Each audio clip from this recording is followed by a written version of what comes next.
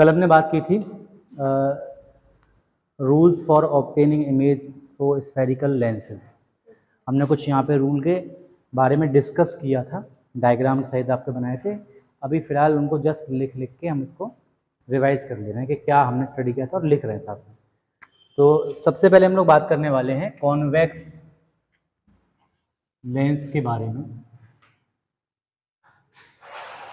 कि convex lens के लिए ये रूल कौन कौन से होंगे। बहुत बेसिक रूल थे, कल हम डिस्कस कर चुके हैं, तो आज सिर्फ उन्हें रिवाइज करते हैं। इससे पहला रूल क्या था हमारे पास कि अगर कोई लाइट रे, ये हमारे पास कॉन्वेक्स लेंस है, अगर कोई लाइट रे प्रिंसिपल एक्सिस के पैरेलल आ रही है, कोई लाइट रे प्रिंसिपल एक्सिस के पैरेलल आ रही है, तो ये रिफ्रैक्शन के बाद फोकस से पास होती है। इसको लिखेंगे कैसे? देखिए, इफ अ लाइट रे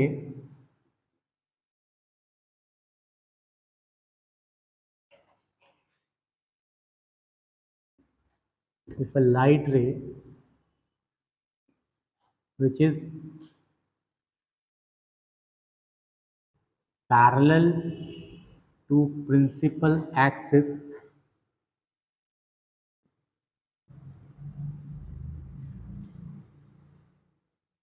falls on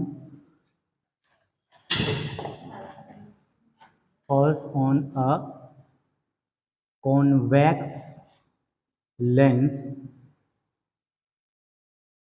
then it passes through focus after refraction. Refraction के बाद ये लाइट रे फोकस से होके पास करती है। इसके बारे में हमने डिस्कस किया था। क्लियर है? ठीक है। सेकंड पॉइंट क्या था हमारे पास? सेकंड पॉइंट था इसी का जस्ट उल्टा। याद होगा सेकंड पॉइंट क्या था हमारे पास कि अगर कोई लाइट रे फोकस से पास करेगी, यहाँ पे फोकस है इसका, अगर कोई लाइट रे फोकस से पास करेगी तो फोकस से पास होने वाली लाइट रे रिफ्रैक्शन के बाद प्रिंसिपल एक्सिस के पैरेलल हो जाती है। याद है? क्या लिखेंगे इसमें हम लोग? इफ लाइट रे which is passing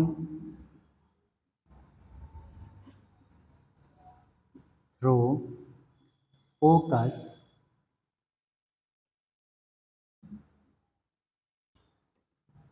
falls on a convex lens, then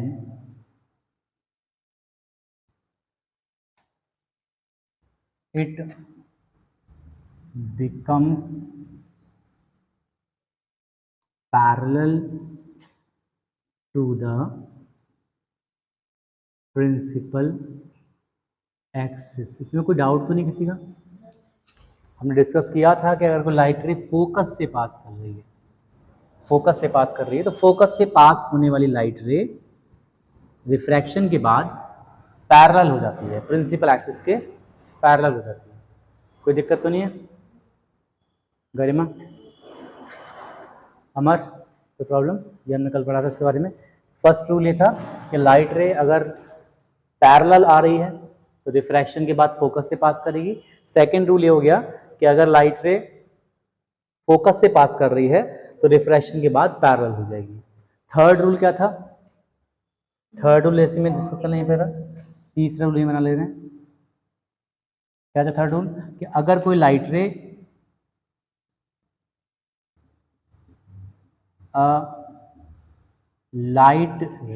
याद होगा कि अगर कोई लाइट रे, यहाँ जरा डायग्राम पे जरा फोकस करें जरा, इसका छोटा डायग्राम है।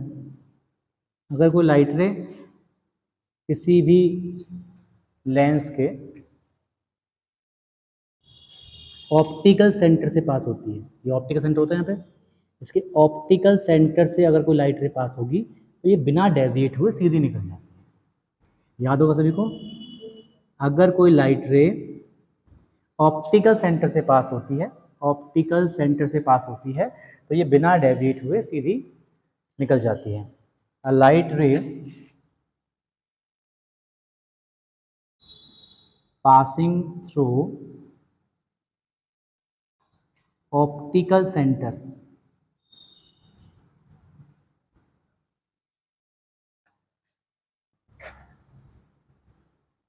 passes without रिफ्रैक्शन, बिना रिफ्रैक्ट हुए सीधी नहीं, रिफ्रैक्शन का मतलब बेंड होना, तो कह सकते हैं बिना बेंड हुए सीधी निकल जाती है। समझ में आया है सभी को? एक बार नोट करने से जरा। बात कर रहे हैं, कॉन्वेक्स की बात हो चुकी है और बात करेंगे कॉनकेव लेंस के बारे में। जैसा कि हमने कल भी डिस्कस किया था कि कॉनकेव लेंस क्या करता है, कॉन्वेक्स लेंस लाइट रेज को कन्वर्स करता है, कॉनकेव लेंस डाइवर्स करेगा, तो उसके नियम थोड़े अलग हो जाते हैं। इसी से मिलते जुलते नियम है, हल्का सा डिफरेंस रहेगा दोनों में। जैसे इसमें आपने फर्स्ट लाइन में क्या स्टडी किया है कि अगर कोई लाइट रे प्रिंसिपल एक्सिस के पैरेलल आ रही है, तो जरा इस पे देखते हैं इस पे क्या हो रहा है। सेम केस ही रहेगा इसमें भी। सबसे पहले इस पर भी हम एक लाइट रे डालेंगे जो कि प्रिंसिपल एक्सिस के पैरेलल होगी। यहाँ पर हमारे पास एक बड़ा ही गंदा सा लेंस है, जैसा भी है। मेरी ड्राइंग को गाली मत देना आप लोग, मेरी ड्राइंग में बहुत अच्छे नंबर आ गए 10th क्लास में, फिर ड्राइंग ने मुझे छोड़ दिया। हाँ वही बात, सॉरी। देखो, अगर कोई लाइट रे प्रिंसिपल एक्सिस के पैरेलल आ रही है तो इसे फोकस से पास होना चाहिए, पर प्रॉब्लम क्या है, इस सरफेस का फोकस तो इसी तरफ है ना, और ये ट्रांसपेरेंट मीडियम है। ट्रांसपेरेंट मीडियम जो होता है उसमें लाइट क्रॉस होती है, वापस थोड़ी आएगी। हालांकि हमने इसके बारे में डिटेल में डिस्कस किया भी था कि इस पर एक नॉर्मल ड्रॉ करेंगे तो लाइट रे टुवर्ड्स नॉर्मल बेंड होगी, इस वजह से डाइवर्स हो रही है। कल हम डिस्कस कर चुके हैं, अभी शॉर्ट में पढ़ रहे हैं कि साहब इसका फोकस कहाँ पर है, इसका फोकस तो यहाँ पर है, तो ये लाइट रे फोकस से तो पास नहीं हो सकती, जाना तो उसको पार है। पार है, कोई गाना भी है सर के, डैश मेरा उस पार है, तो उस पार है तो इधर थोड़ी आएगी।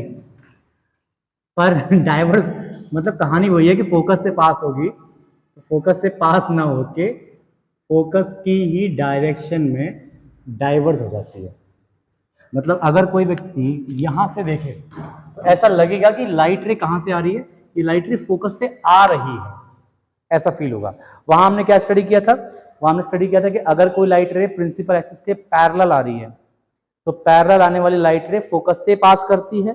यहां पे क्या है कि अगर कोई लाइट रे प्रिंसिपल एक्सिस के पैरेलल आ रही है तो रिफ्रैक्शन के बाद फोकस से पास नहीं करेगी, फोकस से आती हुई फील होगी। ये फर्क है दोनों में। इसको कैसे लिखेंगे हम लोग, फर्स्ट कहानी वही रहेगी कि इफ लाइट रे which is parallel to principal axis, parallel to principal axis, same वही लैंग्वेज लिखते हैं हम लोग जैसे पहले लिखी थी, फॉल्स ऑन कौन से लेंस पे, इस बार कॉनकेव लेंस पर। हमारे वीडियो वाले भैया की भाषा में बोले तो कॉनकेव लेंस पर है।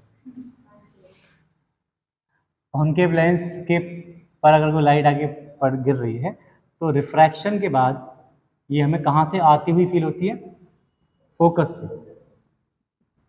It seems to come from focus,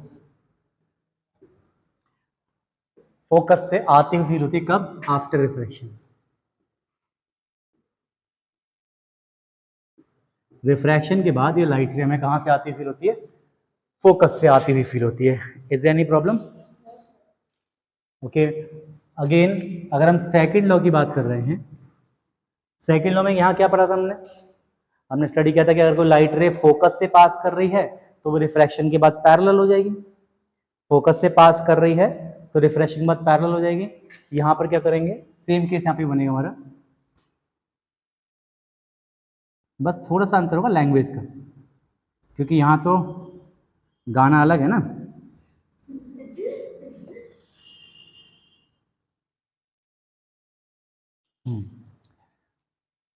focus इसका यहाँ पर है, इसका यहाँ पर है। वहाँ क्या था, वहाँ लाइट रे फोकस से पास कर रही थी, फोकस से पास कर रही थी। तो फोकस इधर वाला जो ले रहे हैं, अगर कोई लाइट रे फोकस की तरफ आ रही है, जैसे ये वाली लाइट हमारे पास है, फोकस की तरफ कोई लाइट रे आ रही है, ये डायरेक्शन में ले रहा हूँ,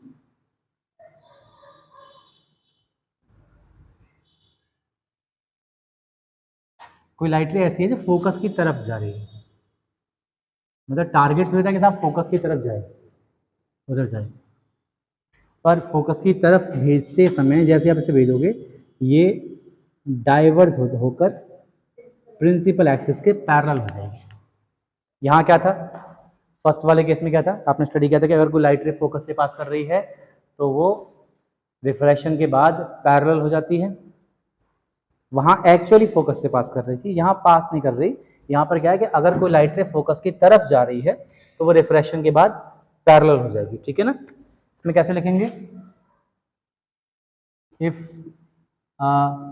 लाइट रे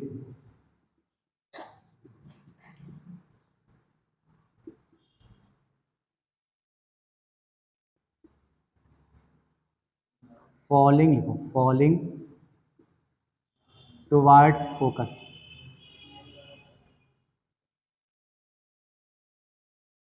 if a light ray falling towards focus, आगे की कहानी वही है जो पहले लिखा था, it become parallel to the principal axis, principal axis के पैरेलल हो जाएगी ये, ठीक है ना।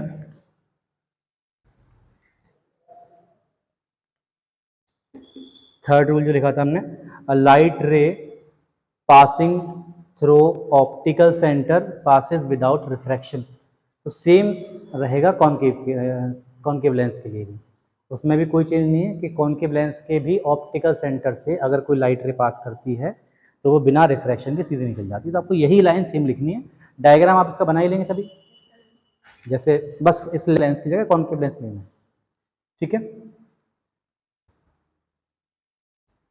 ये रूल आपको याद होनी चाहिए अच्छे से सभी, अगर रूल आपको बेहतर तरीके से याद है तो आप आराम से इससे रिलेटेड डायग्राम बना सकते हैं। टॉपिक हमारा स्टार्ट होगा इमेज फॉर्मेशन का। रूल तो देख लिए, सामग्री तो इकट्ठी कर ली, अब टाइम है मेन हवन करने का, इमेज फॉर्मेशन।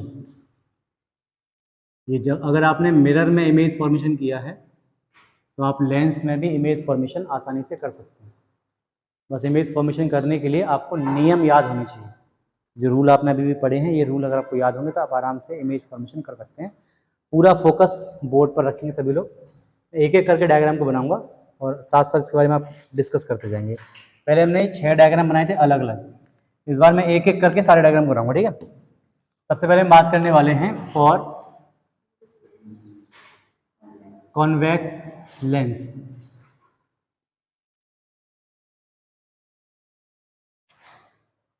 सबसे पहले अगर मैं कॉन्वेक्स लेंस के लिए ऑब्जेक्ट को इन्फिनिटी पर रखूं तो मुझे इमेज किस तरह की मिलेगी, इस पर चर्चा करेंगे।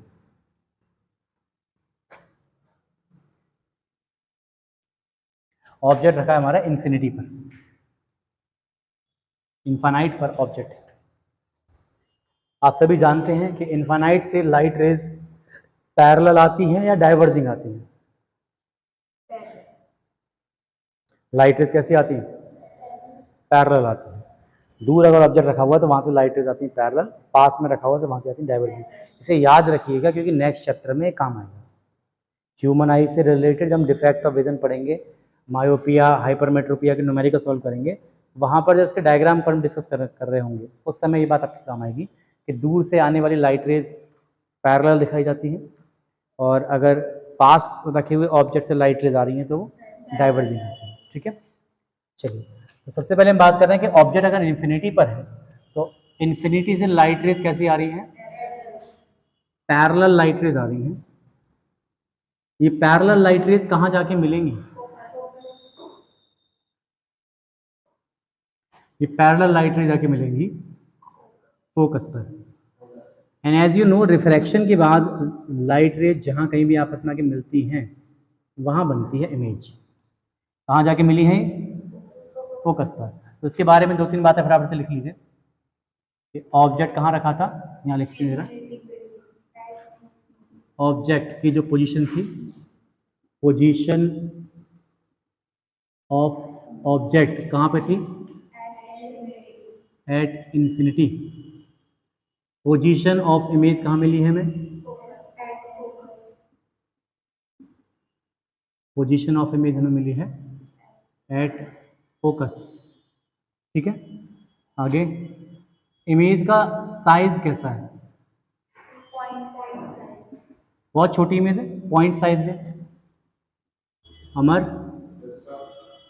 कोई प्रॉब्लम तो नहीं है? पॉइंट साइज इमेज है। नेचर कैसा है? लाइट रेज रियल में इंटरसेक्ट कर रही है या फिर हमने हमारे माइंड का एक इल्यूजन है? रियल में इंटरसेक्ट कर रही है, तो ये जो इमेज बनेगी वो रियल इमेज होगी। यानी इसका नेचर कैसा है? इमेज का नेचर है रियल एंड इनवर्टेड।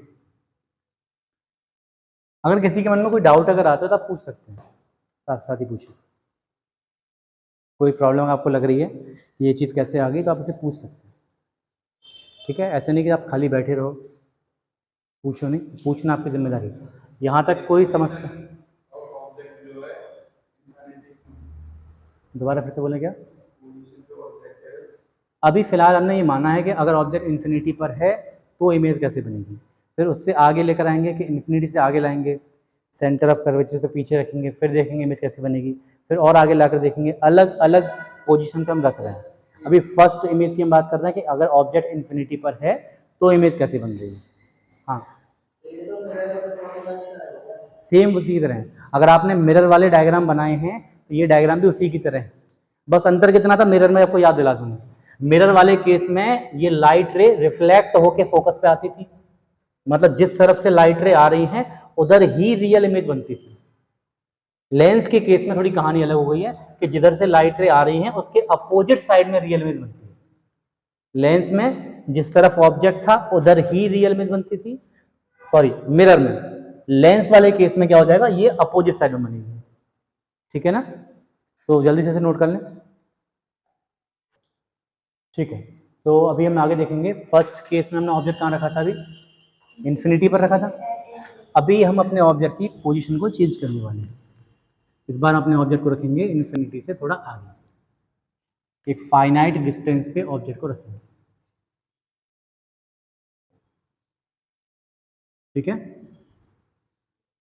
चलिए मान लीजिए यहाँ पे फोकस है इसका, यहाँ पे सेंटर ऑफ कर्वेचर। एक बात आपको बता दूं, वैसे मैं ये जो फोकस ले रखा हुआ है ये वाला, इसे हम प्राइमरी फोकस कहते हैं या इसे हम फर्स्ट प्रिंसिपल फोकस कहते हैं। ये बात आप याद रखें, इसे प्राइमरी फोकस या फर्स्ट प्रिंसिपल फोकस कहा जाता है। इधर वाला जो फोकस है ये वाला, इसे हम सेकेंडरी फोकस या सेकंड प्रिंसिपल फोकस कहते हैं। ये नाम याद रखना। कॉन्वेक्स के केस में इधर जो फोकस हमारा है इसे हम फर्स्ट प्रिंसिपल फोकस या प्राइमरी फोकस कहते हैं। इधर वाले को सेकंड प्रिंसिपल फोकस या फिर सेकेंडरी फोकस के नाम से भी जाना जाता है। एग्जाम में वैसे आएगा नहीं, बट स्टिल कहीं अगर बाई चांस पूछ ले तो उसको थोड़ा सा जिक्र आपके दिमाग में होना चाहिए। ठीक है, तो इस बार ऑब्जेक्ट को इन्फिनिटी से थोड़ा आगे लेकर आते हैं। इनफाइनाइट से अगर हम आगे लेकर आएंगे तो आगे लाने पर अब ऑब्जेक्ट एक फाइनाइट डिस्टेंस पर है। मान लीजिए मैंने ऑब्जेक्ट को यहाँ रखा है, यहाँ ऑब्जेक्ट को रखा गया है। ठीक है, अब आपने रूल लगाइए, जो रूल आप इसमें अप्लाई कर सकते हैं। रूल नंबर 1, 2, 3 तीनों में से जो रूल आपको अप्लाई करने लायक लग रहा है उसे लगाइए। मैं आपको आसानी के लिए बता दूं, आप रूल नंबर 1 रूल नंबर 3 दोनों को लगाइए तो आपको आराम से अच्छे से डायग्राम मिल जाएगा। ये आपकी चॉइस वाली बात है कि आप कौन से रूल से कर रहे हैं। जैसे रूल नंबर फर्स्ट क्या था कि अगर कोई लाइट रे इससे पैरेलल जा रही है, पैरेलल आने वाली लाइट रे कहां से पास करेगी? फोकस से पास करेगी, ठीक है। और अगर एक लाइट रे ऑप्टिकल सेंटर से पास कर रही है तो ऑप्टिकल सेंटर से पास होने वाली लाइट रे बिना बेंड हुए सीधी निकल जाती है। अमर, ठीक है ना? अगर कोई लाइट रे ऑप्टिकल सेंटर से पास हो रही है, ऑप्टिकल सेंटर से पास होने वाली लाइट रे बिना बेंड हुए सीधी निकल जाती है। हमारी लाइटें थोड़ी बेंड हो रही है, स्केल नहीं है कोई बात नहीं, मान ले रहे हैं जैसी भी है, थोड़ा सा बेंडिंग आ गई इसमें फोकस की वजह से, जैसा भी थोड़ा ठीक है, जैसे बन गई तो बन गई, अब और ज़्यादा बेंड हो गई। तो यहाँ पर आप देख रहे हैं इसने लाइट ने कट किया है इसको, ये फोकस है, यहाँ सेंटर है, तो इमेज बन रही है सेंटर और फोकस के बीच में। आप इसे प्रॉपर स्केल से बनाओगे तो सही से अच्छे डायग्राम आपको मिलेंगे। स्केल से डिस्टेंस को नाप के कि ऑप्टिकल सेंटर से ये फोकस, फोकस से ये सेंटर, ऑप्टिकल सेंटर से ये फोकस, फोकस से ये सेंटर, ये सब बराबर बराबर लेने हैं। सारी डिस्टेंस इक्वल इक्वल लेके करोगे तो आपका सही डायग्राम आपको मिलेगा, ठीक है। तो क्या रही कहानी इसमें? इस बार ऑब्जेक्ट कहाँ रखा है? सेंटर ऑफ कर्वेचर से पीछे। ऑब्जेक्ट की पोजीशन है बियॉन्ड सेंटर ऑफ कर्वेचर। एक बात आपको और बता दूं मैं, लेंस के केस में ना इसको सेंटर ऑफ कर्वेचर नहीं कहते, फिलहाल मैं इसको सेंटर ऑफ कर्वेचर बोल दे रहा हूँ, बट बुक में इसे सेंटर ऑफ कर्वेचर नहीं लिखता। कारण क्या है कि कंफ्यूजन ना हो जाए इसलिए, क्योंकि दो दो सेंटर हो गए इसके अंदर, एक तो हो गया ऑप्टिकल सेंटर, एक हो गया सेंटर ऑफ कर्वेचर, तो दो दो सेंटर्स की वजह से कंफ्यूजन ना हो इसीलिए बुक में इसका नाम बदल देता है। वो इसे सेंटर नहीं कहता, वो इसे 2F के नाम से जानता है, ठीक है। तो अब से हम डायग्राम जब भी बनाएंगे उसमें सेंटर ना लिख के इसको 2F कहेंगे। है तो ये सेंटर ऑफ कर्वेचर ही, लेकिन सेंटर शब्द से कंफ्यूजन ना क्रिएट हो इसीलिए इसको 2F का नाम दे दिया गया है। वैसे भी ये फोकस, फोकस से डबल पे तो है, ये F हो गया, ये 2F हो गया, सेम यहाँ पे भी हम इसको 2F से ही रिप्रेजेंट करेंगे। तो अपनी पोजीशन में भी हम बताएंगे बियॉन्ड 2F, ठीक है। इमेज कहाँ बन रही है फिर? F और 2F